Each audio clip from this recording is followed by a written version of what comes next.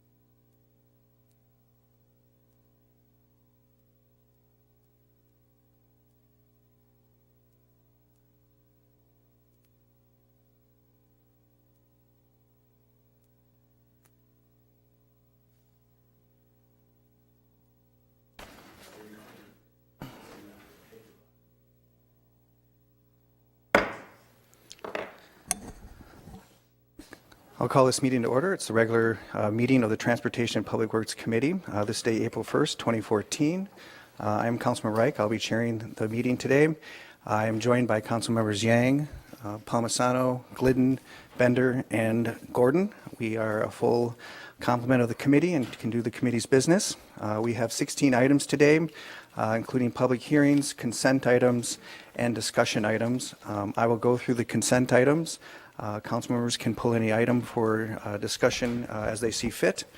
Item 4, the first item on the consent agenda is the street resurfacing special assessment cancellation. That is to approve a resolution canceling a street resurfacing special assessment for the owner of the property located at 2408 31st Avenue South due to a full repayment of the special assessment. Item 5 is the sidewalk repair special assessment cancellation.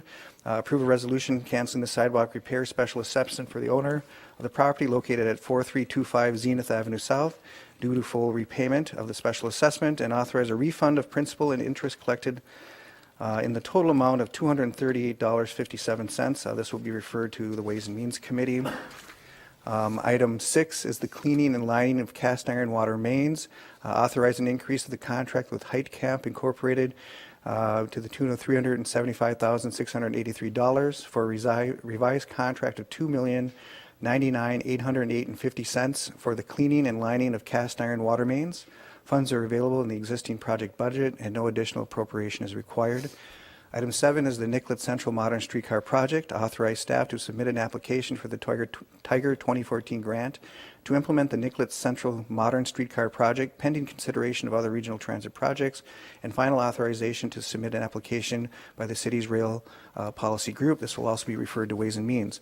Item 8 is the 54th Lyndale Special Service District. Set a public hearing to be held on April 29, 2014 to consider amending Title 17 of the Code relating to streets and sidewalks to establish the 54th and Lyndale Special Service District. Item 9 is the West Broadway Special Service District. This is also to set a public hearing to be held on April 29, 2014 to consider amending Title 17 of the Code relating to streets and sidewalks and establishing the West Broadway Special Service District. Item 10 is the Transfer Station Operation Agreement. Authorize execution of a transportation operation agreement with the Waste Management of Minnesota Incorporated and the City of Minneapolis for a term starting May 1st, 2014 through April 30th, 2015 with the option to extend the contract on an annual basis for 2 additional years. Item 11 is from the Office of the Mayor, a zero waste initiative. Authorized transfer of $76,607 from the Solid Waste Fund to the General Fund to fund policy position in the Mayor's office for the purpose of providing vision, leadership, coordination, and implementation of a sustainability policy. The following is submitted by the City Attorney's Office: a legal settlement. Approved settlement to authorize execution of a document necessary to effectuate settlement in the case of Double Black Diamond Incorporated DBA Red Cow versus City of Minneapolis, contingent upon modification of critical parking area number 24. Item 13 regards critical area parking number 24. And that is approve an ordinance amending the following location of critical parking area 24 to be signed no parking 4 p.m. to 10 p.m. daily except by permit, and restricting the purchase of CPA number 24 to residents on both sides of Drew Avenue South and on the west side of Chowan Avenue South. Drew Avenue South from 49th Street West to 50th Street West side of the street only, adjacent to residential uses. Chowan Avenue South from 49th West 50th Street West side of the street only, adjacent to residential uses. Item 14 is a series of low bids. Accept the low bid of Fisher Mining LLC for an estimated annual expenditure of $163,800 to furnish and deliver aggregate as needed through March 31st, 2015, and that's fine aggregate. Accept single bid Graymont LLC for an estimated annual expenditure of $1,800,000 to furnish and deliver quick lime to the Water Treatment and Distribution Division for a 12-month period. And the final, accept a low bid of a commercial asphalt company for an estimated annual expenditure of $5,409,950 to furnish and deliver hot mix asphalt as needed through March 31st, 2015. That item will be referred to Ways and Means. Those are the consent items. Does anyone wish to discuss any of those items? Councilmember Glidden. Thank you, Mr. Chair, and I had a few questions about item number 11. Very good. Any other items? Then I will approve all the items. Actually, we'll just have a discussion about item 11 and maybe approve them all if that's okay. So, Councilmember Glidden, item 11. Thank you. So this was the item that was brought forward from the mayor's office. And I wanted to pull it for a question to our staff, just because this is a little bit unusual funding source for this policy position in the mayor's office, and I just wanted to kind of make sure we're double checking that source and what the reporting relationship will look like. And then I had a question that I think is more broadly just posed for us as council members because of the nature of some of the initiatives mentioned in here. So this is maybe to Mr. Kotke, and I see Mr. Hecker from the mayor's office just arrived, and so I don't know if there's a comment from that, but to Mr. Kotke, I just wanted to hear from you that, again, because of the source of the funding is from the Solid Waste Fund. This seems like it could align with the source, but I wanted to ask the question, have we reviewed how this is an allowable use of this source? Mr. Chair, Councilmember Glidden, yes, we have evaluated this. We also have talked with the Finance Department regarding this transfer. First off, we looked at it from a perspective of can the fund absorb this transfer, and the answer to that is yes, it can. I think from a departmental perspective, we viewed this as our understanding from the mayor's office on their intention of the use of this position is that kind of using the profile of the mayor's office to help us promote and move forward some of the zero waste initiatives, as well as moving forward with organics would be helpful. It's my understanding that this particular transfer of funding is for 2014 only, that for 2015 there would be a different funding source for the position. And I also understand that the position's responsibilities would be broader, especially in the future years, to cover more sustainability issues. So we thought that for 2014 that this would be appropriate. Okay, but as I thought you just said, the understanding is that the source would just be used for 2014 and then potentially another source if this position continues as described. And I see Mr. Hecker nodding. Mr. Chair, Councilmember Glean, that is my understanding. I'll let Mr. Hecker confirm it. Mr. Chair, Councilmember Glidden, that's correct. So the intent is to use one-time funding to hire the position this year, and then as part of the 2015 budget process, included in the mayor's ongoing budget. Okay. So And then, thank you for that, and I see that one of the work products that's suggested in the description here is development of a zero-waste plan for the city. And so this is, again, the comment that I wanted to make that's more, I think, for us, the city council as policymakers and how we partner with the mayor's office. And it's interesting that I just had this kind of side conversation with another council member because there is high interest, I would say, in describing some of our initiatives as zero waste, or how do we move to zero waste. That's sort of something that's been in the public discussion. We're right now in the middle of discussing a potential move to composting, which I think would be considered part of that overall policy. And zero waste as well, I know, is mentioned in the climate action plan. However, we have not, as a city council, taken a formal action to declare that we want to move forward with a, quote, zero waste policy, that we were asking for development of what would be those comprehensive strategies so that we're aligned in our work together. And that may be something, I will just say, for us as policymakers, and I'm looking to our chair here, but also to Councilmember Gordon, who is the chair of our health, I always forget if it's energy or environment, but health, I think environment and community engagement committee, as potentially those who would be leads on what would be the direction that we go, along with what I would say again is a lot of support, but we have not formally taken the kind of actions that usually we take to say this is our policy direction and what are we going to do to get there. So I just wanted to raise that for us kind of as the council, and knowing too sometimes I think we work best when we work in partnership, and I really appreciate that the mayor has a great interest in this, and I think you have a lot of council members who want to be part of that work together. Absolutely, Mr. Chair, Councilmember Glidden. The intent is to have this position absolutely work with the council and with our departments in writing that plan. I mean, it's a coordinating and policy leadership position. Okay, thank you. Thank you, Councilmember Glidden. Yeah, I concur. I think sometimes you just have to have that first gesture to rally around to get the more concrete game plan that will guide implementation and achieve the goal over time. So thank you. Councilmember Gordon.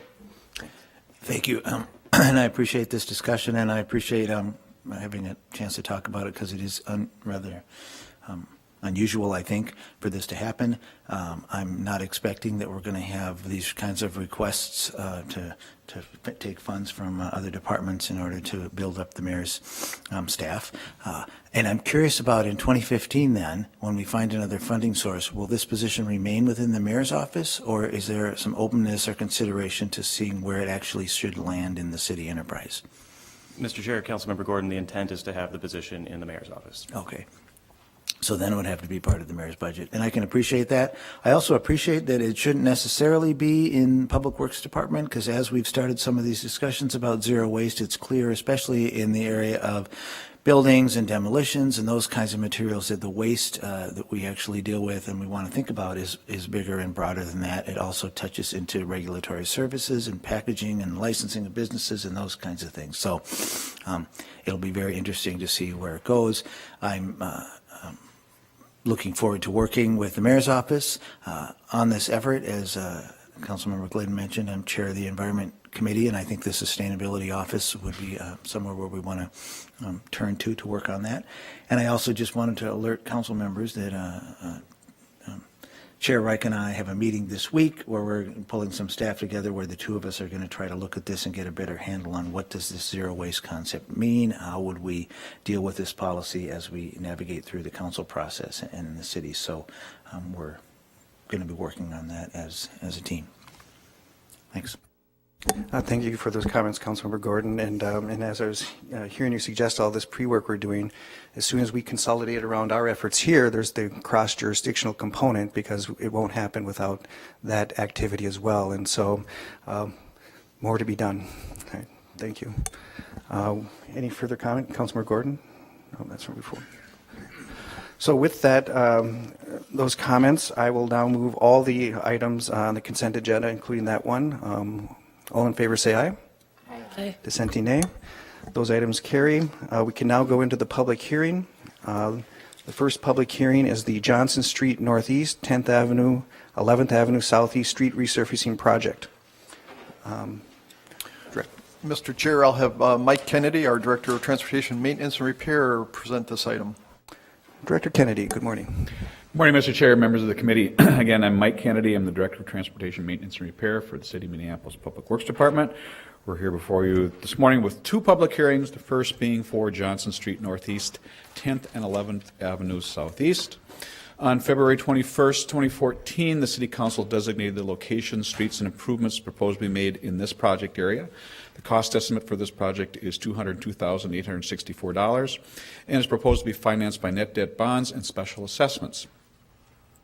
The locations of the streets are enumerated in your letter and shown on the map here. Essentially, they are kind of the frontage roads along 35W in northeast Minneapolis from Broadway to Hennepin or something like that.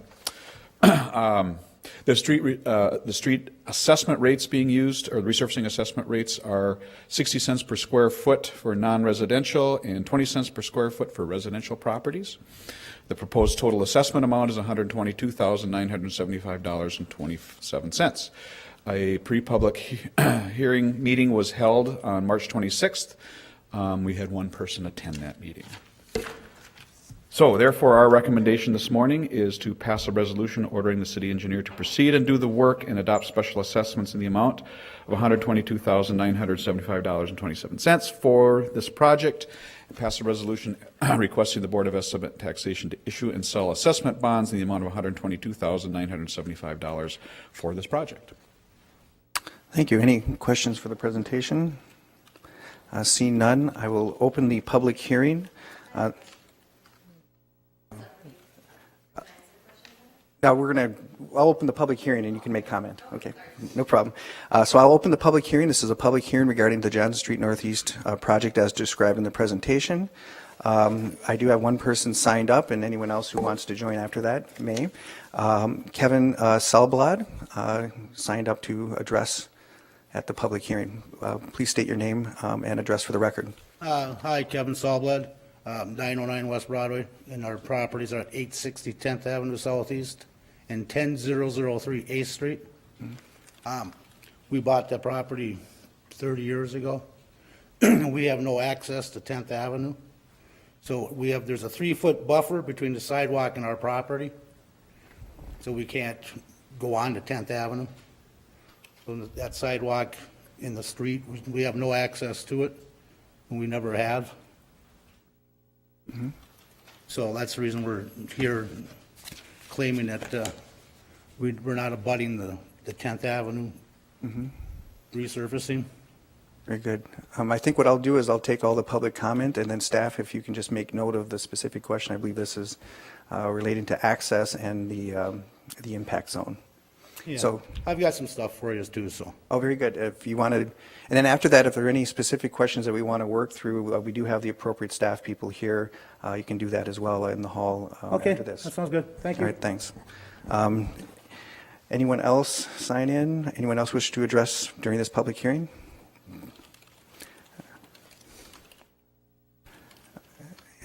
Yeah, just state your name and address for the record. Okay, I'm Angie Toomey, and the address is 1086 11th Avenue and 1090 11th Avenue, the residential. And I just have some questions. I was unaware of the meeting on the 26th. So I guess my question is here is, I have some concerns. It is such a heavily used road by other than our residential neighborhood as it is the road that comes off of 35W, and it's that exit ramp. And the other side is obviously the entrance ramp. And so I just have some questions about why our properties are assessed that amount, and if that is shared for that resurfacing, if that is shared by whoever usually pays for on-ramps and off-ramps or something like that. Okay, very good. We'll note that question and we addressed in aggregate with the other questions. All right, thank you. Thank you. Anyone else? No one signed in. Anyone else wish to speak at this public hearing on this matter? Seeing none, I will close the public hearing, and perhaps staff can address the questions that were raised during the hearing. Mr. Chair, members of the committee, regarding the first speaker here, the property in question. I'll put this on here. The properties in question, this is 8th Street Southeast, this is 10th Avenue Southeast, and the properties are, this is the first one that's along 10th Avenue, and there are two small wedges of property, one along 10th Avenue and the other on the corner of 8th Street and 10th Avenue. The colors here indicate the influence zones for this resurfacing project. Our policy is to assess properties that fall within the influence zones of a resurfacing project.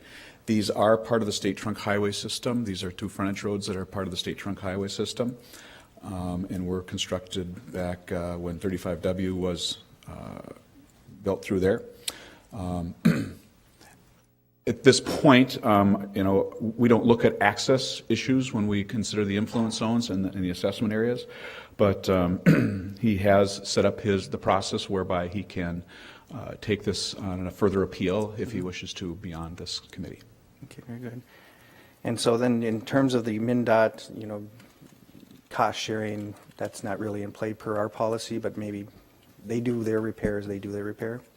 Actually, these two frontage roads are in our routine maintenance agreement. We do routine maintenance and patching on those for the state, but they are state-owned. But our policy is whenever we do the resurfacing projects on state or county or our own, we do assess them, or assess for them. And that's part of our arrangement That's between the correct. jurisdictions? Okay, thank you. I believe that touches on the questions that were raised. If there's any further questions you have, staff will be available after these hearings.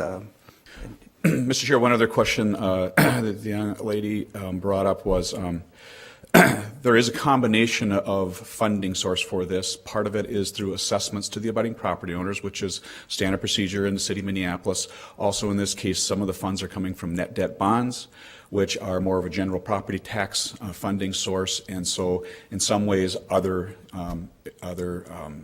road users are paying for part of the project as well. Okay, so those are the two sources. All right, thank you. And again, if there are any further questions for staff, feel free to avail yourself after this meeting. All right, thank you. Any further comments or questions? If not, I will move item 1, which is and I should note that several letters were submitted to the clerk, and they have been, and emails have come in, and they have been put in the formal record as well on all of these public hearing items, including this one. So I will move to approve the resolution ordering the work to proceed adopting special assessments in the amount of $122,975.27 for the project, and approve a resolution requesting the Board of Estimate Taxation to issue and sell assessment bonds in the amount of $122,975 for the project. This item will also be referred to the Ways and Means Committee. Any further discussion? I will move this item. All in favor say aye. Aye. Dissenting nay. That carries. We now move to the second public hearing, which is the Burroughs North Area DuPont Avenue South Street Resurfacing Project. Again, Mr. Chair, members of the committee, this is our second public hearing this morning. On February 21st, 2014, the City Council designated the location, streets, and improvements proposed to be made in the Burroughs North and DuPont Avenue South neighborhood. The cost estimate for this project is $1,400,000 and is financed by net debt bonds and special assessments. The locations and streets that are included in this area are as enumerated in your letter and as shown on the map that is attached to the letter. The street resurfacing be a mill and overlay as are standard procedures. The residential or the assessment rates are 60 cents per square foot for non-residential and 20 cents per square foot for residential properties. We did hold a public meeting, a pre-public community meeting on March 25th, and had several people attend that meeting. Therefore, our motion today, our recommendation today is to pass a resolution ordering the city engineer to proceed and do the work and adopt special assessments in the amount of $1,098,160.03 for this project, and pass a resolution requesting the Board of Estimate and Taxation to issue and sell assessment bonds in the amount of $1,098,000 $1,160 for this project. Very good. Any questions for the presenter? No? For later? Okay. All right. Seeing none, I will open the public hearing. This is a public hearing for the Burroughs North Area DuPont Avenue South Street resurfacing project. Anyone sign in? No one signed in. Please come forward and state your name and address for the record. I'm Rebecca Wardell Gartner. I live at 4717 DuPont Avenue South, and I have two issues today. First of all, on DuPont, I live on 4700 block. On our block, we've had 2 water main breaks this year, in 2013 rather, and the houses on our street are 100 years old, and I think the water line should be done first, because I'm afraid that, and that's what makes the street so bad, is that they dig up the street to fix the water lines, and so it makes it so potholy. Also, Aldrich had one just a few weeks ago, and so I think that should be done first. That's my first point.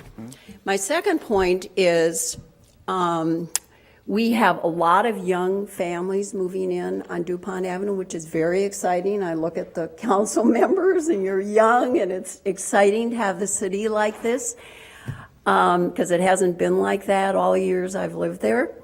But we are a speed arterial, DuPont is, and people coming from Edina, coming from Southwest Minneapolis, are racing down to get to 46th Street to go to the freeway. And we a few years ago, as the young families moved in, they said, wow, this is too fast. So we really tried to get a stop sign at the corner of 47th and DuPont. And we couldn't get that to fly. Councilmember Min was our council person at that time, and we worked with him, and we got a speed bump between 47th and 48th. So we have a speed bump there. And we really would like to somehow have something to slow the traffic down. And along with that, we would, a lot of us that live where we do live there because it's a walker-friendly area, and we would like to have some crosswalks or something.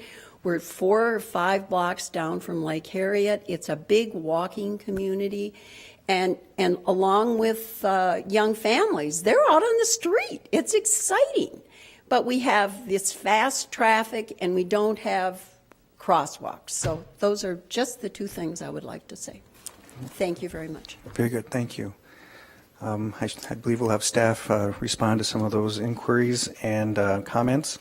But just before we do that, is there anyone else who wishes to speak? Please come forward and state your name and address for the record.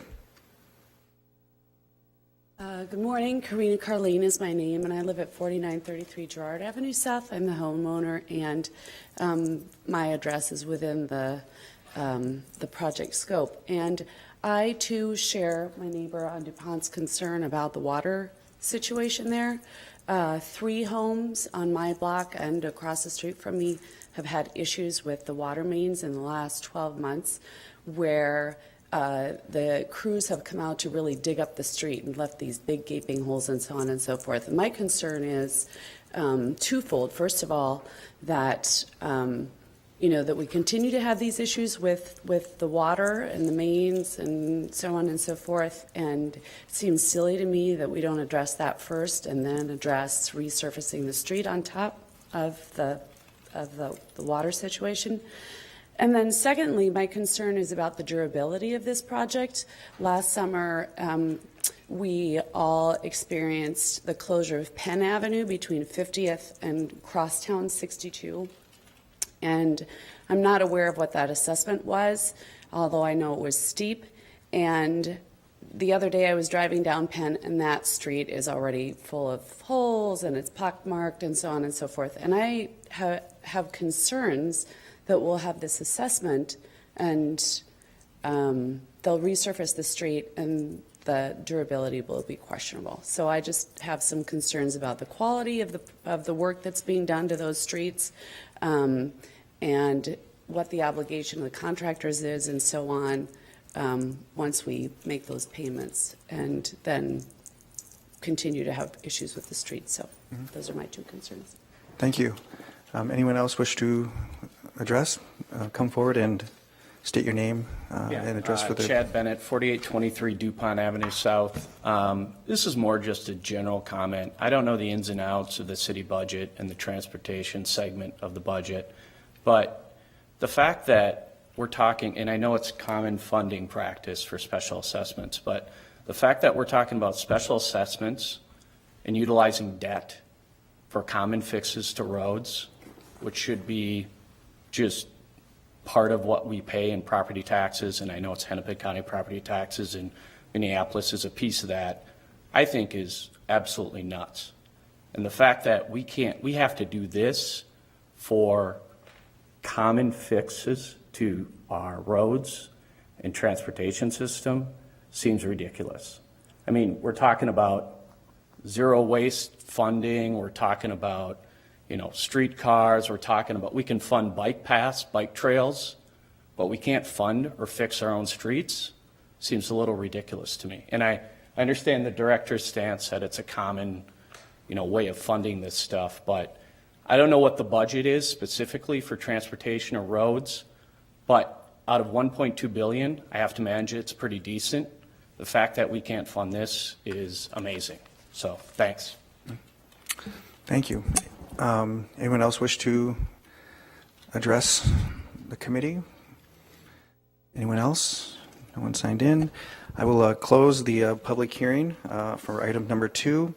Are there any questions? Well, let's address the questions that we have before us, and then we can go to the committee members. And I believe they resolve around coordinating with other infrastructure, specifically water infrastructure, the 47th Avenue, basically some traffic calming that they've had. Will that be replaced or otherwise mitigated? The notion of crosswalks as described, and the durability and quality of what will be put in, and then of course how we finance, and I think that covers it. Thank you, Mr. Chair, for helping me remember all the questions. I think I'll try to hit them all here. Regarding the water main breaks and working with other infrastructure, when we do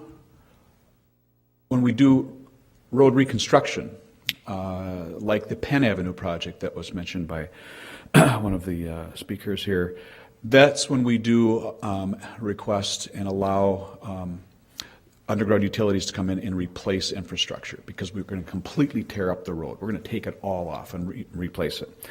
On a resurfacing here, this is simply a mill and overlay, and so that we don't necessarily have that capability, or typically have utilities come in and do all sorts of replacement like that.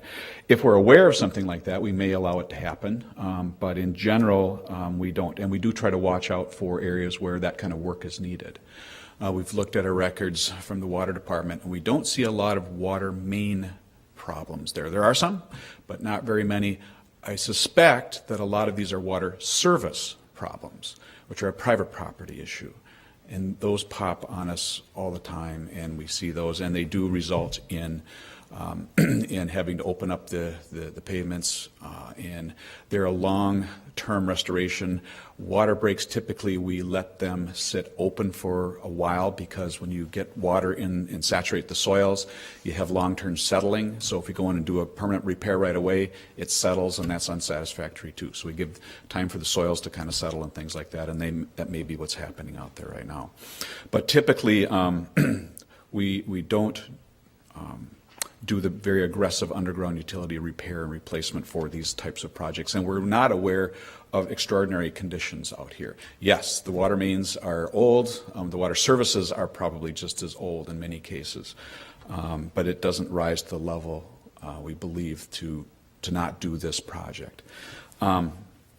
Again, the Penn Avenue project was a full reconstruction. and the assessment rates for that were 4 times the rates of this resurfacing project. We expect to get 20, 30 years of good solid life out of the reconstruction. When this program was initiated, we set it up where we set the assessment rates because we lower at about a quarter of the reconstruction because we don't guarantee the same kind of extended life. We expect that what we're doing is buying about 10 years of life, extending the life cycle of these streets by doing this program, and that's what it was based upon. The program was also based upon the fact that we would not do traffic calming, we would not address those sorts of things because those are extra costs that come into play. These programs, the resurfacing program was basically just taking care of the pavement, minimal curb and gutter repair where needed to take care of some low spots once in a while, but pretty much it was just going. We would restore and keep in place if there are any traffic calming elements out there, a speed bump or anything like that. But as far as addressing new ones, that would be something we would take up in the neighborhood and council members could take up with our traffic and parking division. So there'd be no net loss of existing mitigation or traffic calming? Correct. We will leave what's in place. Okay, very good. But it will be a smoother pavement, no doubt about that. That's what we're out there for. So, and the funding, the durability, we don't expect the same durability as we see on a new construction like Penn.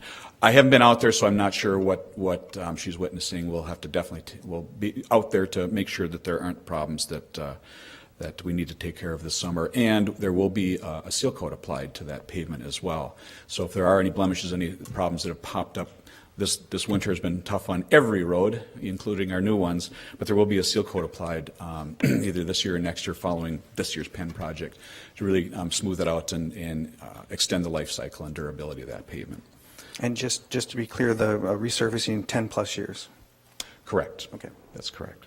And it is very standard. We do see, when we introduced this resurfacing program back in 2008, we looked across the metro area and found that there is a wide range of assessment rates for this type of work, everything from 0 to 100%. And so we're somewhere in the middle on this, and we just felt, and the council felt, that that was an appropriate assessment rate to, it's a 5-year assessment rate, up to 5 years, and a quarter of the cost of full reconstruction to extend the life cycle of the streets. So. And that policy has been in place for some time? That's correct. The assessment policy has been in place for a long, long time, as far as I know. It's been modified slightly, but we created the influence zone area, or the influence rates a number of years ago, and have been applying that to new construction, to our renovation programs, which we believe gives a little bit less life than a new construction at about half the assessment cost. And then when we introduced the resurfacing program in 2008, it was at 1/4 of the cost, a half again of the renovation cost. Thank you. So, any questions? Mr. Chair, just maybe a clarification I thought I heard during the testimony. On Penn Avenue, the question between 50th and Crosstown, we've actually only constructed between 54th and Crosstown, and the segment between 50th and 54th is actually going to be reconstructed this year. So if you're driving it right now and it looks terrible, that's understandable. It is terrible, and we will be reconstructing that portion this year. And then as Mr. Kennedy indicated, before we do any resurfacing projects, our water department does look to see if they are intending to do what we call the relining for water mains in that area. And we try to make sure that is scheduled prior to the resurfacing so that, that work, isn't done after the resurfacing. We will double check on this stretch just to make sure that that was done, but that's normally our standard practice to make sure that those water mains are reviewed prior to the resurfacing projects. Good. Thank you. And we, of course, have a relining program that rotates every year. Correct. All right. Councilmember Palmisano, followed by Councilmember Gordon. Thank you, Mr. Chair. Mr. Kennedy, just a reiteration. So for the mill and overlay programs, for this particular project anyway, the assessment is really 1/4 or roughly 25% of the actual cost of doing this mill and overlay? Mr. Chair, Councilmember Palisano, no, the assessment rate is 1/4 of the amount of the full reconstruction uniform assessment rate. It's not about the cost of the project, it's about the assessment rate that we apply to a new construction. I see. But it is still partial of the cost of the mill and overlay. Yes, it is. A couple other things that I just wanted to address, because there were a lot of people in the public meeting too. There was concern about the cost. You know, is there good value here? Where we've kind of gone back and forth and wrestled with is it's like preventive maintenance. Some of the feedback that we got is, well, it's not that bad on their particular street or their part of town or their address or near it. But we do see that this preventive maintenance extends the cost of a much more expensive kind of reconstruction project. Another thing, we did receive a lot of address-specific concerns and also had asked Public Works to take a look at some of the water line work. The information that my office got back was that there was a water main break in the 70s on Emerson Avenue between 46th and 50th Street, but there was nothing on Colfax or DuPont from 46th to 50th Street. So we are supposing that there are actually quite a few water service breaks. Many of these are 100-year-old homes. And like you said, that is the private property issue, but that isn't something that the city has on record.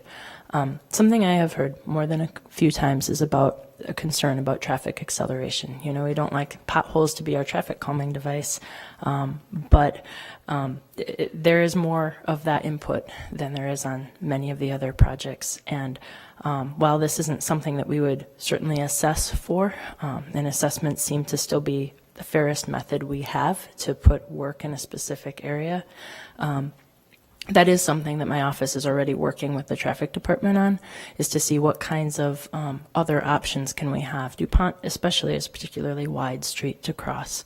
And then I guess other things raised in feedback that we've received and in that public meeting was concern about the boulevard gardens. There's a lot of pride in place over there, and we will be working with people to allow them time to take out those boulevard gardens and work with them to do this in the least disruptive way possible. For a mill and overlay, it typically doesn't have as much of a wake of construction as the full reconstruction project. In my own experience, 54th to Crosstown on Penn is actually doing quite well, but that 50th to 54th area shows that we need to do that project as soon as we can, and I know we're already working with those area businesses. We have Jeff Handelin here, the city engineer on that part of the Penn Avenue project, and we're looking forward to having that work done. Thank you. Thank you. Councilmember Gordon? Thank you. I appreciate the discussion. I also really appreciate the director mentioning taking a second look and making sure we have it right with the water main and the lining. I know that in Prospect Park, before there was some resurfacing, we looked very carefully at where there had been some breaks and did some repairs there. It's just a terrible thing to put in a new surface road. Everybody's excited about it, and then the next year or a month later, they're digging it up and patching it up because of problems. So I appreciate that. I just wanted to also note that I've always wondered about the uniform assessment rates and how we do that, and it seems to be such a calculation, and we often hear concerns about it, and I wonder about if it is the right option. What and I certainly accept it, and I know it would be an enormous can of worms to open up again and see what we should do, or maybe there's some tweaking that we could do, but I wonder if there are other cities, even across the world, if they do more of it just out of some general fund, if they are able to fund this as part of their capital campaign in general, some of these projects, just because it can be a really regressive tax. If you think about it, it's the same uniform formula wherever you are, however much money you have. We do try to base it on who's using the road. People have to be aware that it's a uniform assessment, which means that you're just pitching. This is just the way we're collecting the money from you to pay for all our road projects, essentially. That's the way I try to look at it. But we collect it when we come and fix the road in front of your house. But you're paying a little bit in then, but that's also how we're helping to pay for projects throughout the city because we have this uniform assessment. Nevertheless, I am curious about it, and I do see it as a potentially regressive form of tax that could hit the struggling businesses more than others. I know we also at some times actually look to the county for grants, for alternative funding to come in and assist us with projects, especially in some areas, and that will drive the assessment down too, and I appreciate that. But we don't have to discuss it now. I'm not trying to open the can of worms here, but I just wanted to say I might be open to doing that sometime. Thank you for those comments, Councilmember Gordon. It's also my understanding part of the consideration for the uniformity of the assessment is as much a practical or budgetary matter as is a legal defensibility matter. Is that correct? That's correct, Mr. Chair. So any further discussion or comment? Seeing none, I will move the item as described in the presentation for item 2, the Burroughs North Area DuPont Avenue South Street Resurfacing Project for the impacted area and the amounts described in the presentation. Any further discussion? All those in favor say aye. Aye. Dissenting nay. That carries. We now have the public hearing for the engine braking ordinance. Consider an ordinance amending Title 18, Chapter 474 of the Minneapolis Code of Ordinances relating to traffic code vehicle operation, prohibiting the practice of motor braking, also known as engine braking, on Interstate Highway 394 in the city of Minneapolis. And this was forwarded by Councilmember Gooden. This is unique. Mr. Chair, we have Tim Drew from our Traffic and Parking Services here this morning to make the presentation. Morning. Hi. Mr. Chair, members of the committee, my name is Tim Drew. I'm a traffic engineer in Traffic and Parking Services. I'm here to introduce an ordinance change prohibiting the practice of motor braking, also known as engine braking or motorized braking, on Interstate Highway 394 in the city of Minneapolis. The city has received a number of complaints regarding the noise created from the use of motorized brakes by semi-trucks along Interstate Highway 394 from the South Penn interchange to the downtown area. Motorized brakes can make a loud chattering or machine gun type of sound, which disrupts the nearby neighborhoods. State legislature passed a session law which gives the city of Minneapolis the authority to restrict or prohibit the use of motorized brakes on this particular corridor. Engine or motor braking is defined as any device that uses engine and transmission to impede the forward motion of the motor vehicle by compression of the engine. If this ordinance is passed, MnDOT would erect the appropriate signs on this segment of 394. I'm available to answer any questions. Any questions? Councilmember Glidden. Thanks, Mr. Chair. I just had a couple questions. Am I right, or is there some sort of similar ordinance that St. Paul has on the engine braking, or did I just make that up? I'm just curious. I thought there was somewhere else in the metro. I know this issue of the engine braking is one that really is disturbing and comes up. I was just curious if there is some other location or jurisdiction that has adopted such an ordinance. Mr. Chair, Councilmember Glidden, I'm not particularly sure about St. Paul, but I do know there are other Minnesota cities, counties that have these in place, and I can get that information for you. Okay. Is more just a matter of curiosity, because my next question is, since this isn't your job, really, is the enforcement. It's great we have, I guess, an ordinance on the books, and what coordination has there been around how it might be enforced? And I guess you in part answered that, because I had not heard that MnDOT was going to put up some signage, and maybe that's the extent. I don't know. Mr. Chair, Councilmember Glidden, that is pretty much the extent, is that it would give the troopers or MnDOT the ability to enforce this particular ordinance. Okay. Do we know that troopers would enforce this, since it's a Minneapolis ordinance? Again, just a question. It is, Mr. Chair, Councilmember Glidden, it is part of, it is written in state legislature. It is a session law, so they do have the ability to enforce this, yes. That's right. I remember that is another place that came up. Okay. Thank you. Mr. Chair, Councilmember Glidden, I'm not sure, did you indicate that you did not think there was a sign? We are intending to have a sign fabricated and put up no engine braking here, so. Right, and that was part of the presentation Right. that was mentioned, and so I just said I hadn't realized that. Okay. Yeah, so thank you for the information. Thank you. Councilmember Gordon? I'm curious why it's on 394 only. Do we have the authority to do this on 94 and 35W? According to the session law that was written by the state legislator, it did only include 394, but we probably could go out to other corridors beyond this. But this one in particular was the one that the state was focusing on. Okay. Because I sometimes hear complaints about this over at 94 as well and how loud things get. Any further questions? Seeing none, this is a public hearing. I will open the public hearing. No one has signed in. Does anyone wish to address this item? Anyone wish to address this item? Seeing no one indicating that, I will close the public hearing. Unless there's further questions or comments, I will move the item as described in the presentation. All those in favor say aye. Aye. Dissenting nay. That carries. Thank you. Very good. We'll now move to the discussion area of the agenda, beginning with discussion item 15, pothole repair funding increase. Mr. Chair, Mike Kennedy will make this presentation. Morning again, Mr. Chair, members of the committee. Mike Kennedy from Public Works. I think you all know what a pothole looks like. I don't think it's a big surprise that we have a huge problem out there this winter.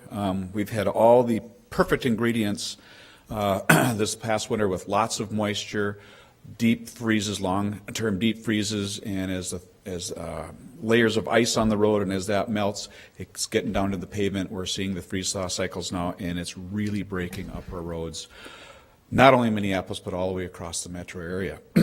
So we're seeing a huge problem. Fortunately, we have, it could be a lot worse. The resurfacing programs that I was just talking about in the public hearings that we've put in place for the last 5 years have really done a lot to on the side of pothole prevention and long-term maintenance and the durability of our pavements. But the streets that are older, that have the cracks and the fissures that the moisture can get into are still very susceptible to potholes. And this year has just been a terrible year for it. So when working with the Finance Division, it was determined that $1 million could potentially be made available to provide for additional street repair resources to address potholes and restore pavements and driving conditions throughout the city a little bit faster, quite a bit faster. Our original 2014 approved budget allowed for the street department to deploy 7 repair crews for the summer. And some of the details of what we're doing are a little bit different than what are in your letter, just because as we're putting this all together, we're realizing what we can and can't do and what's going to work well for us.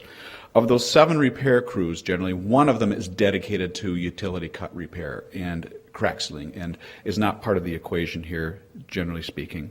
But our 6 other crews, 2 of them are generally utility cut restoration crews, but we can convert those over to general repair crews for this effort. So we're going to actually take and reconfigure those remaining 6 crews and turn them into 8 crews. We're going to bring in an actually more resources for a period of about 2 months through permit labor hire to create a 9th crew. And so we'll be going out with 9 crews as opposed to 6 repair crews addressing potholes in an accelerated manner here starting very soon. To bolster that even further, we're going to contract out for mobile pothole patching services. The technique is actually called spray patching, and we're going to have a vendor provide 2 spray patching units starting next week with one and the following week with another one to give us almost kind of 2 more crews. For the first couple of weeks here, because of the weather, our construction crews can't quite get going the way that they had wanted to. And so they are going to put together a couple more repair crews for the next week or 2 in order to help bolster the effort. So for a little while, we're going to have a huge boost in effort over the next 2 months. We're going to ramp up over here the next week or 2, and then for the next 2 months, we'll have almost double the effort out there for a period of a couple of months to really get a jump on the problem out there. So therefore, it's recommended that the 2014 appropriation in the Public Works Department, 6070500, which is our repair cost center, be increased by $1 million and offset by contingency funding, a decrease in contingency funding by $1 million. So that our recommendation is to approve the resolution increasing the Transportation Maintenance Repair Division's general fund appropriation for fiscal year 2014 in the amount of $1 million for the purpose of providing these accelerated pothole repair activities. Thank you, Mr. Kennedy. I know that every effort that we've been doing, particularly in the last years, to address our street maintenance situation has been welcome.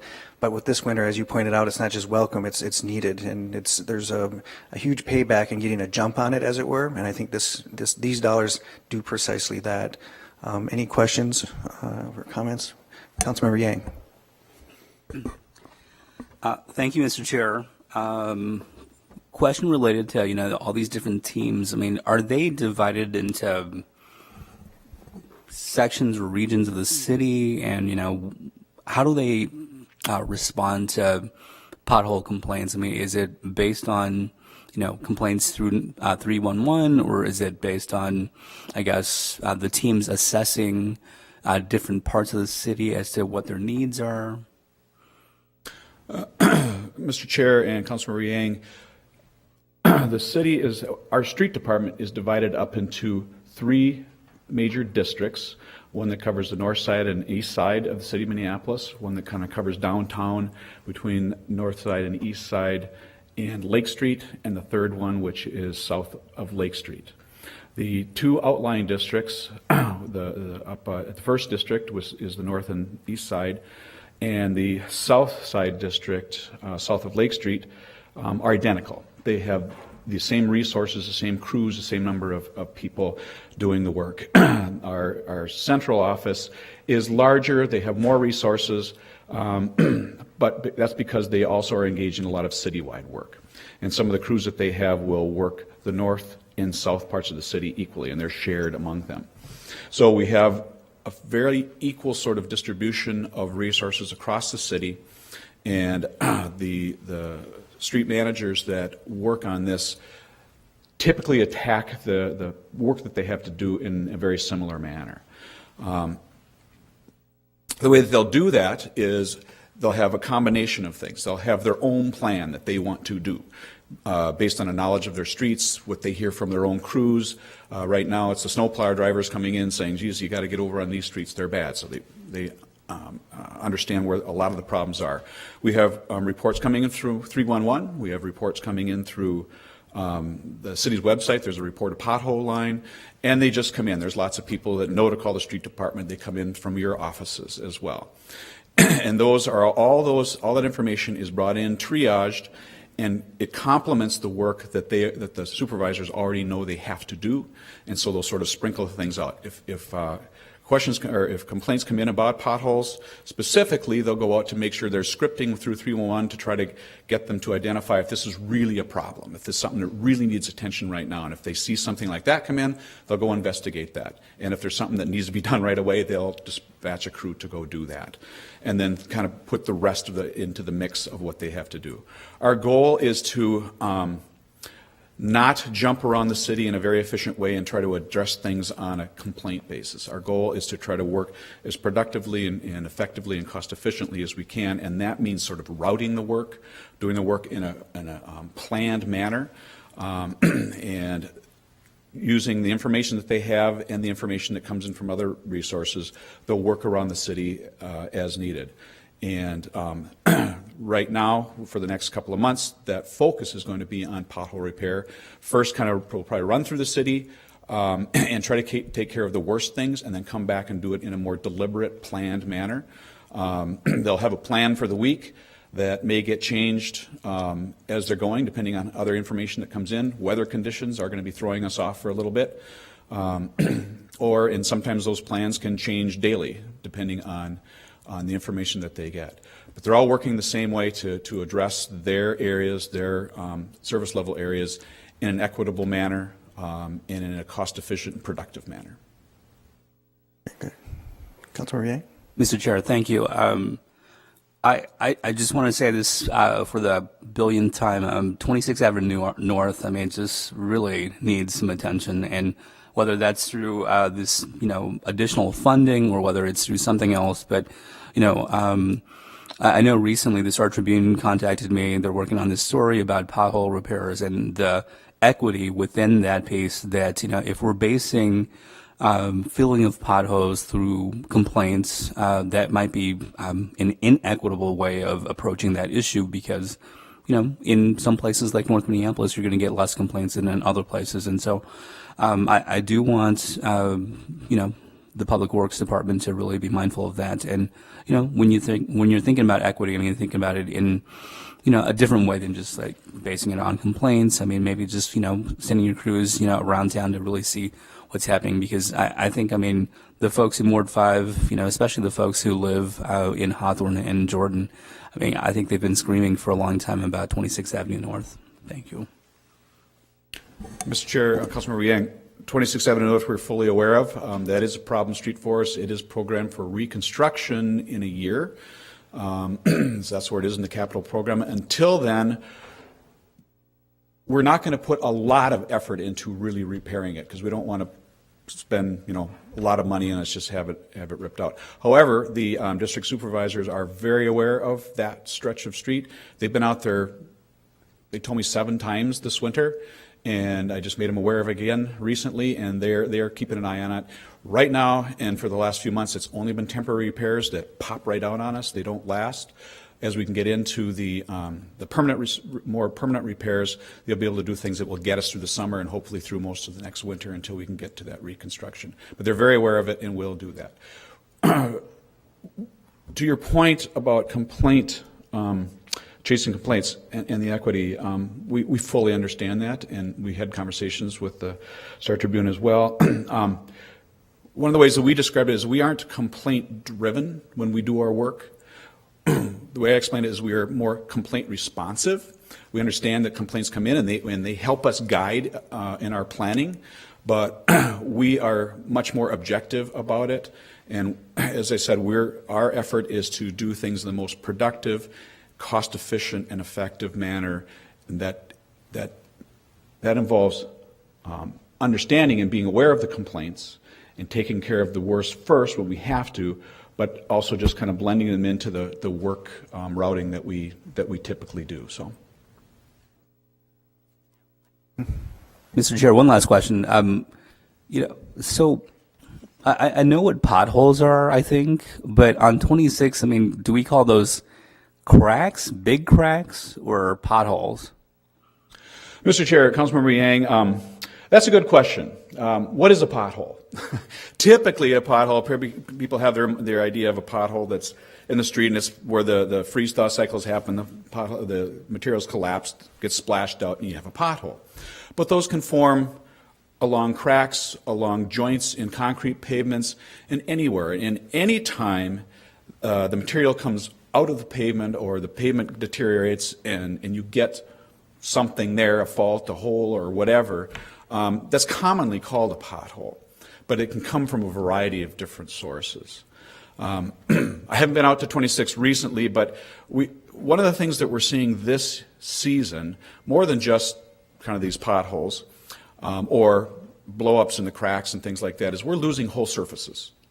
There's been so much moisture that asphalt is porous, and you get moisture down into the surface, and when that starts freezing and thawing, the whole surface can deteriorate. And we're seeing these washboard moonscape effects on a lot of our pavements, and it's really scary. And that's going to take a lot more effort to do those, to repair some of those. And it may even cause us to relook at our resurfacing program for the next few years, because there might be areas that we thought were pretty good, that were going to last, that are looking very different this year. So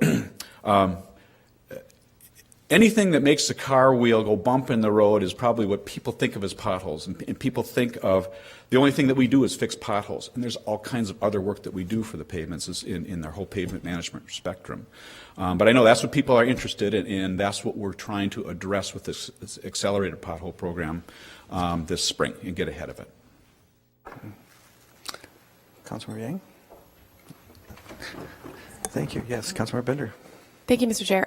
Could you talk about any attempts to look at our bike lanes and potholes in our bike lanes? Of course, for a car, it's inconvenient and can be damaging to hit a pothole, but for a bicycle, it can be a real safety hazard. So some of these big, especially those big holes, is there plans to look at our bike lanes specifically for those safety issues? Councilmember Chair, Mr. Chair, and Councilmember Bender. That is part of our prioritizing of the work. If we see potholes in a crosswalk, if we see potholes in a bike lane, because exactly it's a little bit, a pothole like this is nothing to a car, but that might mean something to a bike. And so we'll watch where those things happen, and a pothole like this means something to a pedestrian. And so, a pothole, a certain size pothole out on a very high-traveled, high-speed street is going to get more attention quicker than a pothole on just some back residential street with lower volumes and slower streets. A pothole the same size in a crosswalk, on a trail, in a bike lane will get a higher level of attention. And that's just a matter of putting it all into prioritizing the work for each day, prioritizing the work, looking at those complaints as they come in and making those judgments. And our supervisors have the ability to make those judgments. They've been doing it for a long time, and they're usually pretty good at sorting those kinds of things out. So yes, we are aware of the problems in the bike lanes as well. Thank you. So we are complaint complemented, but pedestrian and bicycle focused. It'd be a fair way to sum that up. Any further comments or questions? Seeing none, I will thank you, Director Kennedy, and I will move that item, which is to approve the resolution increasing the budget by $1 million from the contingency fund for the purpose of providing additional resources to perform accelerated level of pothole patching for 2014. Any further discussion? All those in favor say aye. Aye. Dissenting nay. That carries. And our final item today is item 16, a discussion item, Cedar Avenue Sidewalk Modification Project, which has several actions after the discussion. Mr. Chair, we have Chris Engelman, our project engineer, who will make introductions and do part of the presentation this morning. Good morning. Morning.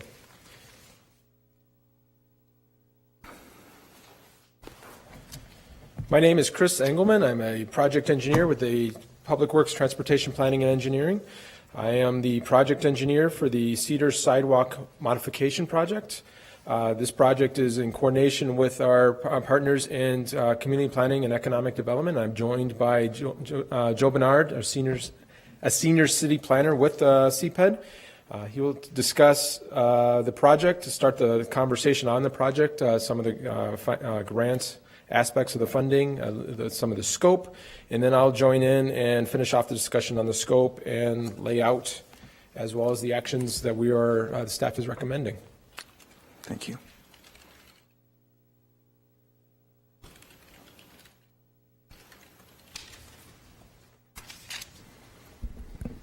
Thank you, Chris. Good morning, Chair Reich, committee members. Wanted to give a brief history of the project, being that we think it's somewhat unique, a series of events that have led us to today, and give you a better understanding of all the why we're here asking for the actions that are listed in the letter. The project boundaries, as you see in the letter, are also shown on the screen here. Approximately from 3rd Street, just south of the soon-to-be open West Bank Central Corridor LRT station, just short of I-94 on the south end of the project. And to give some context here as to why a few years ago CPED first brought forward the idea of improving the pedestrian realm in the neighborhood. Riverside Avenue was reconstructed a couple of years ago. 4th and 15th, 4th Street and 15th Avenue are slated for reconstruction this year. Of course, the Central Corridor project, the intersection of 7 Corners was improved last summer with pedestrian bump outs. And we've also seen bicycle infrastructure and a road diet on 19th Avenue and 20th Avenues in the neighborhood. So we kind of saw Cedar Avenue as the final piece of infrastructure that needed to be improved to get us to a place where the neighborhood could really, and pedestrians in the neighborhood could really utilize both the Hiawatha and Central Corridor light rail stations. To fund this project, the city pursued a grant and were awarded a grant from Hennepin County in 2010 in the amount of $300,000. The city matched those funds shortly thereafter with $300,000 from the Hiawatha TOD Common Project set aside. The initial scope of the project was to save trees wherever possible, replace tree grates as necessary, and of course replace trees where it's necessary, replace the pavement, the sidewalk pavement, and then improve the roadway and pedestrian lighting. Just to give a couple of examples of the condition out there, a lot of the existing sidewalk surfaces exposed aggregate. It was done in the early 70s. Places where there had been green boulevards, there's no green left, and then the actual pavement condition has deteriorated over the years. So the idea was to replace this with something that was met our ADA standards and was easier for the property owners to maintain. The scope has grown over the years. We went out on site in preparation for getting more detailed design in late 2012 and realized that the condition of the curb on the west side of the street was such that it needed to be replaced as well. And it also presented an opportunity for us to address some of these ADA issues more comprehensively by replacing that curb. So in response to that increased scope and increased budget, the county has committed additional funds to the project, a total of $747,500 to this project. On the whole, the project is estimated at about $1.75 million. The remaining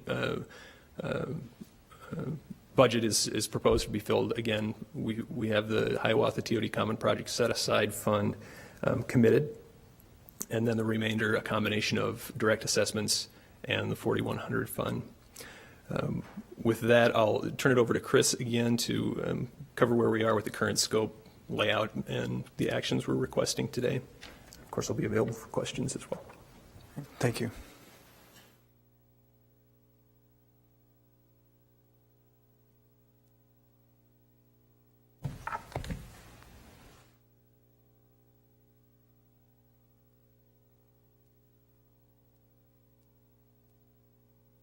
Mr. Chair, committee members, as Joe alluded to, I'm talking a little bit more about the actual scope that we're currently set upon. With the conversations that we had with CPED and the county, we have come to the conclusion that reconfiguring the roadway from a 4-lane to a 3-lane configuration would provide us with the needs of the automotive as well as the pedestrian realms along this corridor. Would widen the west side pedestrian zone by approximately 5 feet. That would be along this side of the roadway, adding approximately 5 feet of the pedestrian zone. As part of that reconfiguration, we'd be able to add parking on the west curb line. This is primarily through the center portion of the corridor, where we are narrowing out to the two ends here. We would be widening out back to the 4-lane configuration. We also have a cross-section shown on my screen here that shows a cross-section, the 3-lane section with the parking. We have a center turn lane and 2 drive lanes, as well as 2 parking lanes on either side. We have a complementary pedestrian green space, as well as walking space along that corridor. The pedestrian level lighting is not shown on the cross-section, but we would be replacing the existing lighting and putting in a pedestrian level lighting system as part of the reconstruction of the sidewalks through there. And a urban forest renewal. Basically, that means we replace trees as needed, move trees where we have to, remove trees where we have to, and replace the trees closer to the curb line. You can see that as also on the layout that we have here. Places where they are the dark trees are where the new trees would be placed in. Places where there's a outline of a tree or where existing trees are currently in, would be trying to manage the construction so that we can keep those trees in place. We're coordinating with Park Board to make sure that those trees are good partners in our urban forest, I guess is what I'll say. We also are addressing area concerns. It is our intent not to order the abandonment of any areaways associated with the project. We feel that there are not any areaways that have identified that are in conflict with the project, so we should be able to move forward. We are designing around any type of we're currently designing around any areaways that we are aware of and trying to move forward with the construction project to still get a ADA compliant and appealing pedestrian space. However, we never know exactly what we have until we dig into the earth and see what the structure is. So we will continue to coordinate with the property owners of the and anybody who owns areaways in the corridor to make sure that we're all on the same page and we all get to the same place at the same time. The layout, as I've been alluding to, it's the general project is from 3rd Street to 7th Street along Cedar Avenue.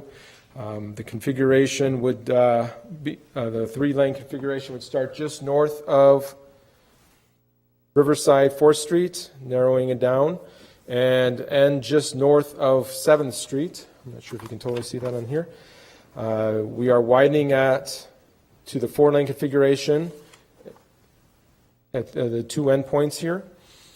We are showing turn lane, center turn lane, and a dedicated turn lanes at new dedicated turn lanes at 6th Street for northbound Cedar and at 4th Street for northbound Cedar. We are and the southbound Cedar at 6th Street, and we're maintaining or repainting the existing turn lane for southbound Cedar at Riverside.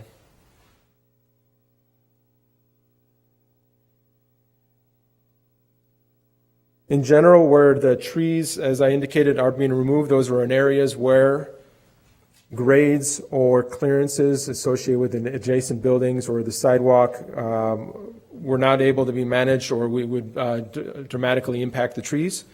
So we were removing those trees and realigning them along the curb line in a standard army pattern of the treeways. So there's going to be locations where the trees will not be in line with each other, but it does provide adequate space for pedestrian movement along the corridor. As part of this letter, we are asking a number of actions and staff recommended resolutions.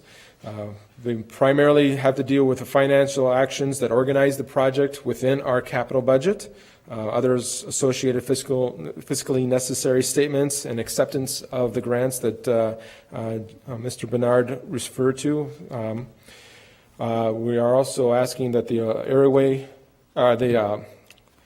the layout be approved for the project, the potential for getting easements along the corridor to make sure, so that we can grade as much of the sidewalk as appropriately, accept the cost estimate of $1,747,500, and designate the project and set the date of June 17, 2014 for public hearings to approve the project, assessments, and other in order the removal of conflicting areaways. I'm happy to answer any questions you may have. Any questions? Councilmember Yang, followed by Councilmember Gordon.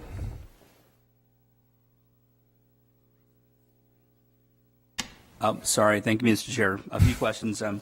With regards to item or Part E, which is to approve the proposed layout, I mean, with the public hearing that's set, or that could be set for June 17th, I mean, would that be an opportunity for folks to agree with or oppose the layouts at that time?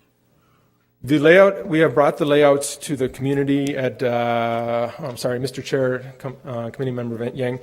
The layouts have been brought to the public at a number of points through the outreach process of the project. The layout is, as this project is in a shortened timeline because of our funding sources that we have available to us, the project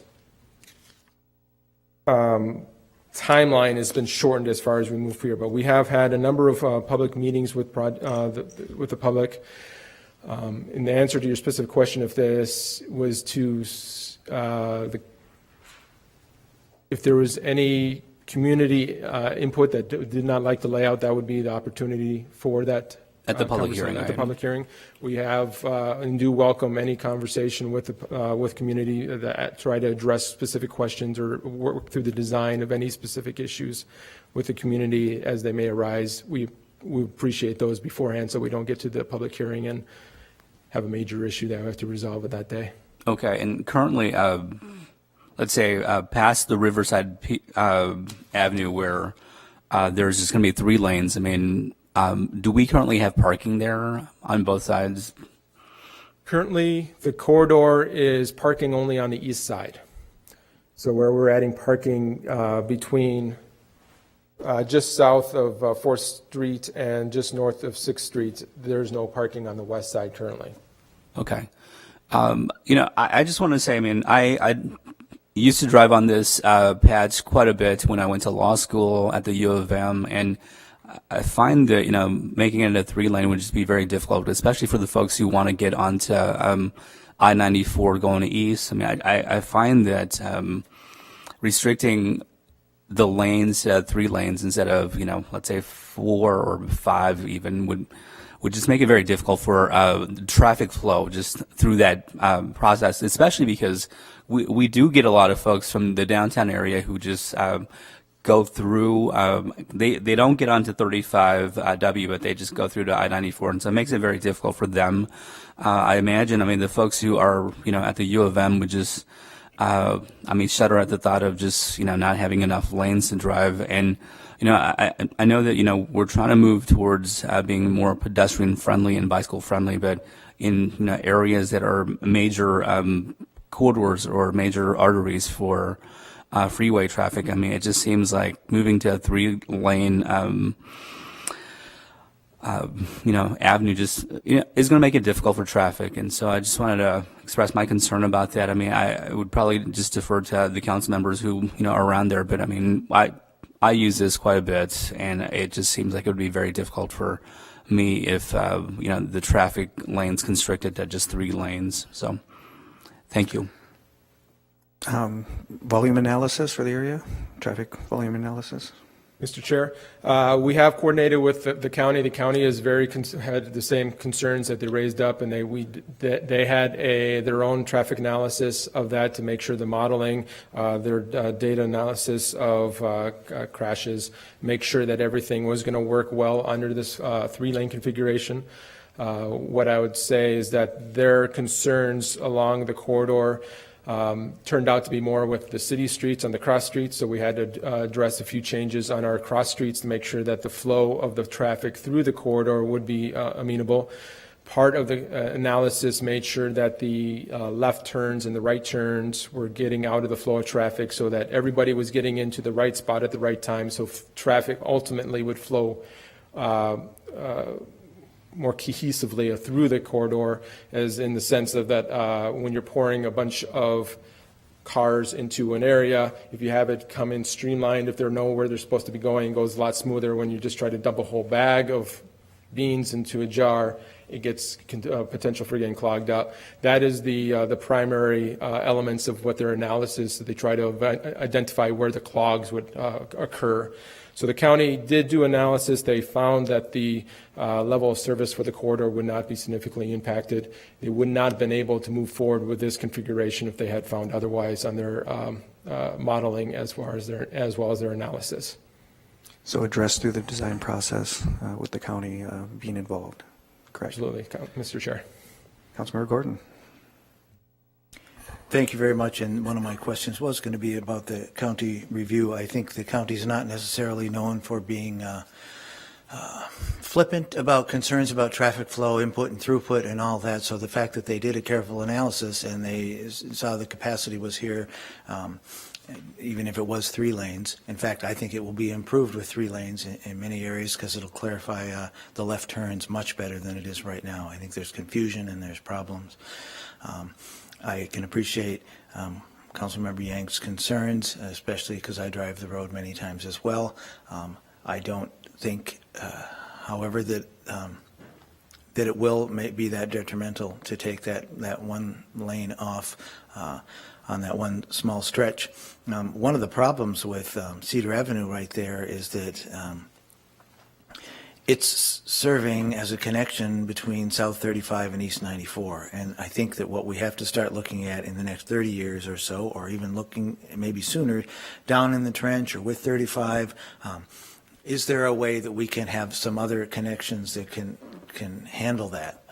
It's a constant complaint that I hear in the area is this pass-through that people are shortcutting, or that's the only way they can, and the best way they find to get east onto 94 off 35 going south is to cut down Cedar Avenue and take that. Because for some reason, when the interstate was built, we failed to make that connection. I think that there are some other bigger solutions that we could try to address some of this through in the years ahead. I'll also point out that Cedar Riverside is, I don't think it's the worst intersection for pedestrians, but it's one of the worst where there's more accidents. It's at least in the mid-range there. There's a lot of conflict there with pedestrians and with cars. It's a difficult intersection. You can imagine how taking one lane of traffic out and clarifying that will improve things. Also, we hear a lot about the need for parking in that area to support the businesses. This is going to add some parking, I think, that people will appreciate. I will note that some highly distinguished and respected individuals from the West Bank area are here with us today, Mr. and Mrs. Johnson and Mr. Markle, and I know that there are still concerns and there are still issues. But I'm supporting this. I am impatient for it, actually. I have to tell you this. When I first ran for office 12 years ago and was unsuccessful, this issue came up. If you look at the sidewalks on Cedar Avenue, some of the pictures with the way that they're crumbling, there's actually a public housing unit there. There's another high-rise there. There's some fully universally accessible housing up in the neighborhood. A lot of people use wheelchairs, and they avoid Cedar Avenue. It doesn't work for them. Even some of the sidewalks that look pretty good, the way the curbs have sunk into Cedar Avenue makes it such an incline that they're out of compliance with basic standards for what works for a wheelchair, and wheelchairs have to struggle so much so that they don't roll into the street, or the riders do, that it doesn't work for them. So this is something I've been working on for a long time. It was really great news when the county came forward and said, because this is going to be near light rail, we're going to put some money in here to help fund this. And we matched it, and I was excited then. Then when they went back out and actually looked at the curbs and the sidewalks, and they said, oh, this is much worse than we thought. We're going to get more money to actually improve this better. I think that was a boost. And we also originally heard a lot of complaints about how narrow the sidewalk is for some of the businesses there on the west side. Some of them didn't understand why they didn't have space for more sidewalk seating for some of their events, or actually some of them were so narrow they weren't really passable for wheelchairs and scooters barely. I don't know if you've ever been up there near the 400 or some of those places there, but you go to the Cedar Cultural Center now and you can notice where the sidewalks are very different on one side of the street and the other. So they're very excited about this. We took a long time then to get more funding to bring this forward, and the county's supportive. We've also got support from the West Bank Business Association. Hopefully the council members have that letter, and also from the Cedar Riverside Partnership. I think there are concerns about the trees, and we've been very careful trying to figure out which trees can we save, which can't we. You can imagine when you're widening the sidewalk, what we'll end up with is we'll have some trees now that will be in the middle of the sidewalk in some places. So does that even make sense? How can we deal with that? I think we're close to having consensus with that. I think there's some other issues. It's good to hear about the area ways, that we think there won't be many conflicts with the area ways, because I think that's one of the concerns some businesses have in these kind of projects. But I guess I don't have any questions, but I just wanted to be able to make those comments. And I just think as a planning concept, when we're going to have an area here with so much density next to two major light rail stations, it makes complete sense that we start to look at what's going to really serve the pedestrians and how can we better accommodate them. The counts that we got, and I think when the Pedestrian Advisory Committee looked at this for the city, and they were very supportive of the design too, there's 1,470 pedestrians who walk along there per day. So it's very significant. And I want to thank Joe Bernard particularly for latching onto this project, 7-8 years ago, and just kind of sticking with it and bringing it forward, as well as you, Chris. Thank you. Thank you, Councilmember. Councilmember Bender? Thank you, Mr. Chair. I just wanted to echo Councilmember Gordon's comments about the need for pedestrian improvements here. I remember it must have been 3 years ago, I think staff came to the Bicycle Advisory Committee for this project as part of the really robust community engagement that was done. And it was decided not to include bicycle facilities here because there wasn't enough space to do the needed pedestrian improvements and that bicycle connection. And the BAC supported that, understanding how important it was to provide space for the really huge number of people who are walking here in a very dense residential area with a lot of destinations. And so I think, obviously our staff are experts, but it can be counterintuitive, but this 3-lane configuration is often more safe and more efficient than a 4-lane configuration. And I know you all looked at that in coordination with the county. So I'm really excited as well to see this project go forward with, I think, just an incredible amount of community engagement that has been done over many years. Thank you. Thank you. I also just making a quick comment, in terms of the cost benefit analysis of investing in pedestrian infrastructure, it's very clear. I mean, this is a pedestrian area. You have legacy institutions. The density, I think, is unmatched anywhere in the metro, I believe, in a few of these block areas. One of the most vibrant commercial nodes as well. I agree with Councilmember Gordon. There should be a long-term plan. I sometimes use that area to get to 94. A lot of East Siders do. I know urban lore has it that it's punishment for East Siders blocking the 94 connector between that would have gone through Lower Northeast, that we have to be inconvenienced to get to 94. But that's probably more legend than truth. But nonetheless, it's there. It's a way for people to get that's very inconvenient, and it adds to an already active area some transit activity that's not necessary, and it doesn't really add to the community any way, shape, or form, certainly not the commercial vibrancy either. So I concur wholeheartedly with this, and we have all the actions as described in the presentation. I will just highlight among those actions again the public hearing that will be set for June 17, 2014.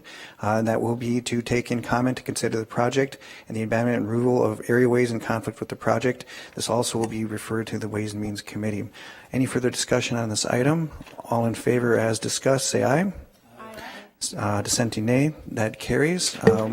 We have completed all our action items. I'll just note that we have an upcoming set of hearings. April 15, 2014, we'll have public hearings on the Lowry Hill East Areaway Street Resurfacing Project and the St. Anthony Parkway Bridge Project, California Street Northeast and Main Street Northeast realignment. With that, we've exhausted the agenda and are adjourned.